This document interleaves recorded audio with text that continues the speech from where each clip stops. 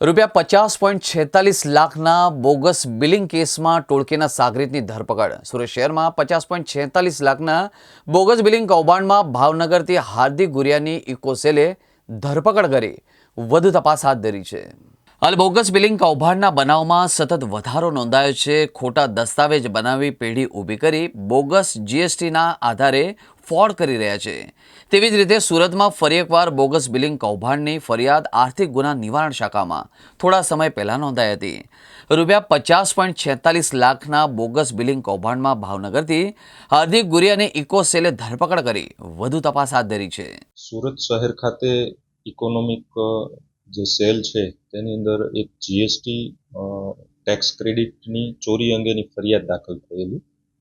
જે ફરિયાદની અંદર ફરિયાદીના જે જીએસટી એકાઉન્ટની અંદર ટેક્સ ક્રેડિટ જમા થયેલી હતી લગભગ 50 લાખ આસપાસ, તેની ચોરી કરી અને નુકસાન કરેલું એ બાબતની ફરિયાદ મળેલી, જે તપાસ અમો કરતા હોય, જેમાં મહેરબાન પોલીસ કમિશનર શ્રી અનુપમ ગેહલોત સાહેબ દ્વારા સતત માર્ગદર્શન હેઠળ સદર ગુનો ડિટેક્ટ કરેલ છે અને ભાવનગરની અંદર રહેતો એક ઈસમ એમને એરેસ્ટ કરવામાં આવેલ છે, જે એક્સિસ બેંકના sales executive, business development executive Hardik Ramesh Guria એમનું નામ છે.